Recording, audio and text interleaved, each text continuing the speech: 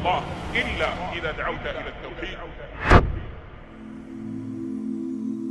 Le Ramadan arrive à grands pas et nous devons remercier Allah subhanahu wa ta'ala de nous avoir permis d'atteindre ce mois si particulier.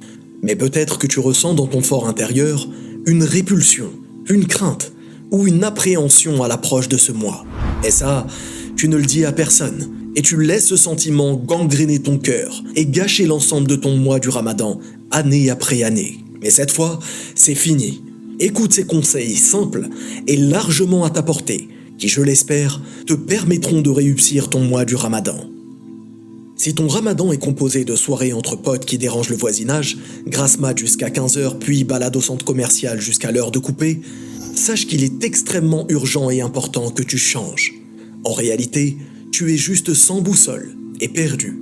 Tu ne sais pas quoi faire et tu ne sais pas en quoi le Ramadan te sera bénéfique. Sache qu'afin de retirer la répulsion que tu ressens dans ton cœur, il te faut connaître les bienfaits qu'apporte le Ramadan. Tout comme tu souhaites connaître les effets bénéfiques d'un médicament que tu appréhendes à ingurgiter. Tous ces bienfaits viennent d'Allah subhanahu wa ta'ala, afin que ses serviteurs le remercient et l'adorent seul, sans associer at-tawhid, afin qu'ils obtiennent sa satisfaction et réussissent par ses grâces et sa clémence. Nous allons donc voir les bénéfices physiques, puis les bénéfices spirituels de ce mois si particulier. Tout d'abord, laisse-moi te citer les bienfaits physiques et médicaux que le jeûne apportera à ton corps. Lors des 2 premiers jours, le niveau de sucre dans le sang chute drastiquement et la pression artérielle baisse considérablement. Le processus de nettoyage naturel débute. Les premiers jours sont souvent accompagnés de maux de tête, de vertiges et de faim intense, mais ne t'inquiète pas. Les jours qui suivent, le corps commence à s'habituer et le système digestif se repose plus longuement.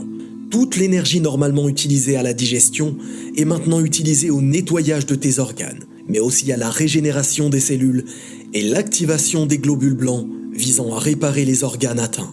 En milieu de mois, le cerveau connaît une capacité alors plus importante à la concentration. Une sensation globale de bien-être est physiquement ressentie. Le côlon, les reins, les poumons et le foie, entre autres, débutent leur phase de régénération en éliminant leurs toxines. Enfin, lors des 10 derniers jours du Ramadan, le corps s'est habitué à s'abstenir de nourriture excessive. Une amélioration de la mémoire peut même se ressentir. L'ensemble des organes terminent leur processus de guérison et le corps peut enfin fonctionner avec ses capacités maximales, même en jeûnant. Deuxièmement, parmi les nombreux bienfaits spirituels de ce mois, le Ramadan est le mois durant lequel la parole d'Allah fut révélée. Dit comme ça te fait peut-être rien et pourtant, il s'agit de quelque chose d'extrêmement important. Car la guidée que renferme le Coran est le plus important et le plus grand des bienfaits que puisse connaître l'être humain dans ce bas monde. Allah nous informe dans la sourate Al-Baqarah au verset 185, « Le mois de Ramadan au cours duquel est descendu le Coran, comme guide pour les gens, et preuve claire du droit chemin et du discernement. » Pendant ce mois, les shayatines sont enfermés. Allah subhanahu wa ta'ala te facilite les choses pour que rien ne t'empêche de faire du bien. Autre bienfait spirituel, le fait qu'Allah pardonne les péchés commis à celui qui jeûne le Ramadan.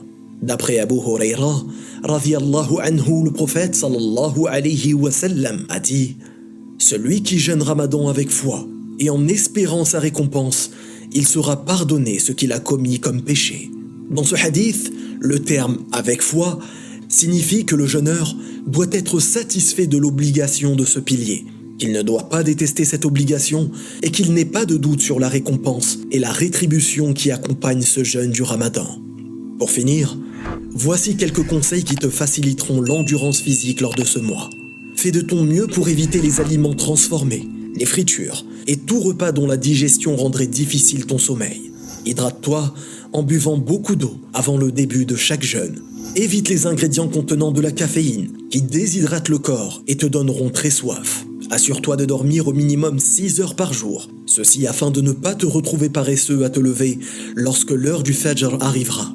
Attention, dormir trop te rendra tout autant paresseux et moins productif.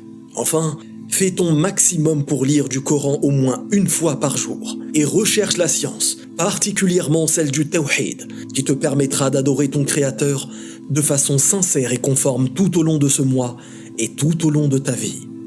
Wallahu a'lam, بارك الله فيكم والسلام عليكم ورحمة الله.